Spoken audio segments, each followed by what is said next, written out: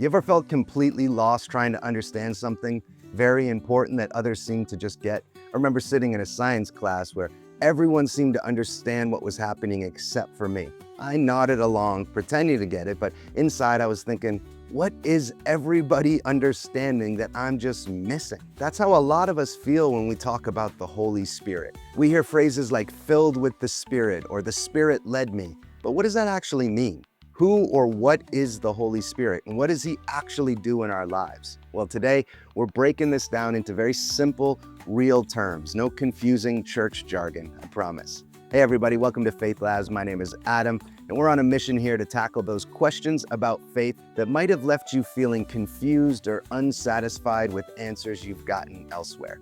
If you've ever wondered about the Holy Spirit but felt too intimidated to ask, or maybe you've asked and gotten answers that left you more confused, well, you're not alone. The concept of the Holy Spirit can feel mysterious, even weird sometimes. Is it a force, a person, a feeling?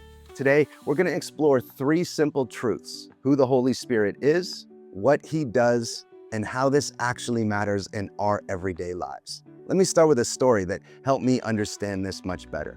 Last year, I was going through a really tough season in my life. I just felt completely overwhelmed with decisions and just feeling alone. One night, I remember I couldn't sleep, and I ended up sitting on my porch till around 2 or 3 in the morning, just staring at the stars, feeling utterly and completely lost. I remember whispering, "God, I don't know what to do. I feel like you're a million miles away." In that moment, I didn't feel a lightning bolt or hear some audible voice, but I did feel a gentle sense of peace just wash over me. And a thought that wasn't mine surfaced. You're not alone. I'm right here with you. It wasn't dramatic, but it was real, and it changed everything about that moment when I needed it the most. That's the important thing to understand about the Holy Spirit. He is God's presence with us, right here, right now. Not far away in heaven, but within us, among us. The Bible describes the Holy Spirit not as an impersonal force or energy, but as a person, the third person of what we call the Trinity: Father, Son Jesus, and Holy Spirit. I know the Trinity can be confusing, but think of it this way. The same God exists in three distinct persons who are in perfect relationship with each other. The Holy Spirit is fully God, with thoughts, feelings, and actions. Jesus explains this in John 14:26 when he says, quote, "But the Advocate, the Holy Spirit, whom the Father will send in my name, will teach you all things and will remind you of everything I have said to you," end quote. Notice the personal language Jesus uses. Whom, not what. Jesus calls the Holy Spirit an advocate, or in some translations, a helper or a counselor. The original Greek word is parakletos. I'm not even going to pretend to butcher it, but it's P-A-R-A-K-L-E-T-O-S. Google it. But it literally means one called alongside to help. It's like having a personal guide, counselor, and friend all in one. Imagine you're hiking through an unfamiliar mountain, and you can try and navigate it with just a map, which probably would be a bit confusing. Or you could have an experienced guide who knows the terrain, points out dangers, and shows you the best views. One that walks right beside you the whole way. That's closer to what the Holy Spirit does. He doesn't just give us directions from afar, he journeys with us. So that's who the Holy Spirit is, but what does he actually do? Let's break this down into three roles that directly impact our lives today.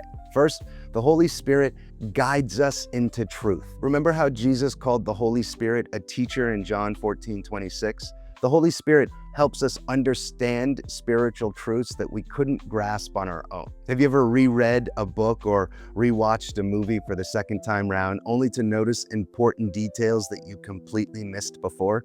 I recently rewatched a movie on a plane that I'd seen years ago, and I was amazed at how many significant moments that I'd overlooked the first time viewing. The Holy Spirit does something very similar with the Bible and with our understanding of God. He illuminates truth for us, helping us to see things that we might otherwise overlook or miss completely. Sometimes when you're reading the Bible, a verse you've read many times suddenly seems to just jump off the page with new meaning. That's often the Holy Spirit at work teaching you. Secondly, the Holy Spirit transforms us. The Holy Spirit doesn't just inform us, He transforms us from the inside out. Think about it this way. Have you ever tried to break a bad habit through sheer willpower? As an alcoholic with 10 years sober, I know this struggle firsthand. Willpower alone often isn't enough for real lasting change. The Holy Spirit works within us to actually change our desires and empower us to completely live differently. The Bible calls this fruit of the Spirit: love, joy, peace, patience, kindness, goodness, faithfulness, gentleness, and self-control. These aren't qualities that we manufacture through effort. They're the natural result of the Holy Spirit working in our lives. I used to struggle immensely with anxiety. I'd tried everything: the breathing techniques, positive thinking, even medication. And while some of those things did help, the deepest healing came when I began to understand that God's Spirit was within me, bringing a peace that didn't depend on my circumstances. Now, this wasn't instant, and it's still a journey today, but it's one of the most transformative shifts in how I experience life.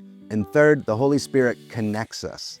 It connects us and it creates connections both with God and with others. Have you ever met someone and felt that immediate connection like you'd known them your entire life? That sometimes happens among believers because the same Spirit lives within us. The Holy Spirit breaks down barriers and builds bridges between people who might otherwise have nothing in common. And even more importantly, the Holy Spirit connects us directly with God.